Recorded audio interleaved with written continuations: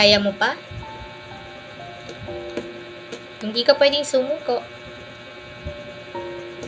Kaya kailangan mong kayanin. Hindi ka pwedeng sumuko kasi ikaw yung backup. Ikaw yung backup. So, don't expect na may backup ka. Meron kasi sa atin guys na gusto nang sumuko pero hindi pwede. Hindi pwede kasi may kailangan kang backupan. And I feel that. And no one knows how pressure, how tired, and how drained you are. Pero wala eh. It's your story. Kwento mo to. Na kahit sa harap ng pamilya mo, barkada, at iba pang tao, kailangan mong i-handle. Kailangan mong ngumiti at magpakatatag sa harap ng ibang tao. Sa harap ng pamilya mo, sa harap ng lahat. Knowing na wala naman silang alam kung gaano ka nahihirapan. Meron kasi tayong imahe eh. Imahe na ikaw yung strong sa family mo, ikaw yung strong sa barkada mo, ikaw yung strong sa lahat ng nakakakilala sa'yo. Na kahit minsan durog na durog ka na, pero hindi pa rin nila alam yon. Minsan kasi, pag sinabi mong may problema ka, hindi sila makapaniwala. Kasi nga alam nilang strong ka. You're strong and dependent. Ang alam lang nila, wala yun. Strong yun eh. Kaya niya yun. Sa lahat ng mga salitang yon, hindi nila alam at hindi nila nakita kung gaano kakawasak at kadurog na durog. To the point na humagulgul ka na lang mag-isa ng tahimik sa isang madilim na sulok, walang makakakita at walang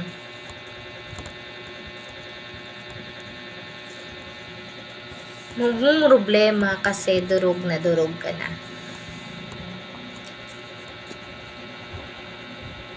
Pero sa lahat ng yon, you handle it. Narunong ka pa rin kung ano ang dapat mong gawin para ma-handle ito.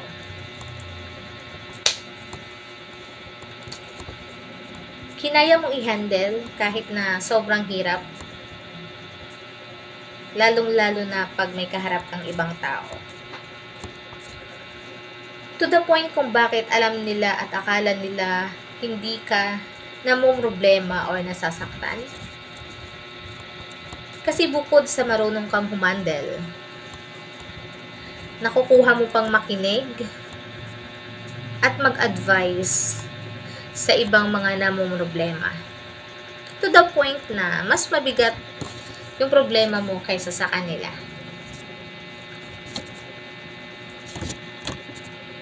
Pero wala eh. Kasi bukod sa may problema ka at durog ka na, kahit gaano ka ka-stress at kapagod, dadamay ka pa rin para sa kanila.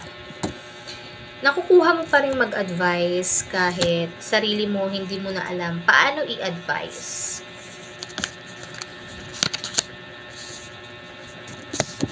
Kasi nga, ang alam nila, strong ka.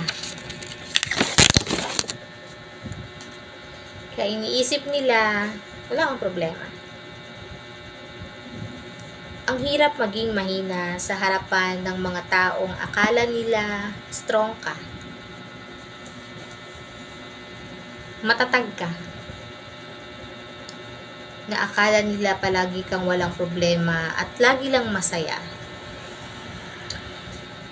Paano nila malalaman kasi hindi ka nagkikwento?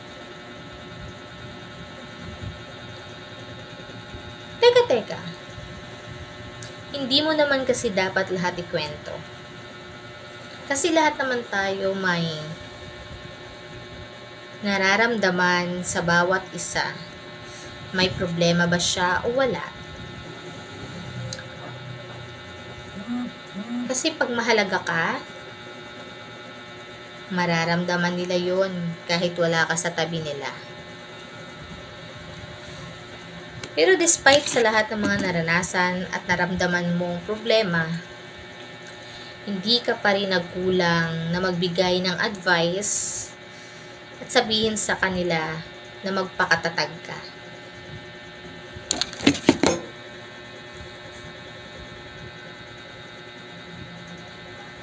Sabihin mo rin kaya sa sarili mo na be strong. Huwag ka puro pakatatag at malakas ka. Kasi alam ko may kahinaan lahat ng tao. So ayun guys, sana may natutunan kayo. And thank you for listening. And until the next video. So thank you so much and God bless you.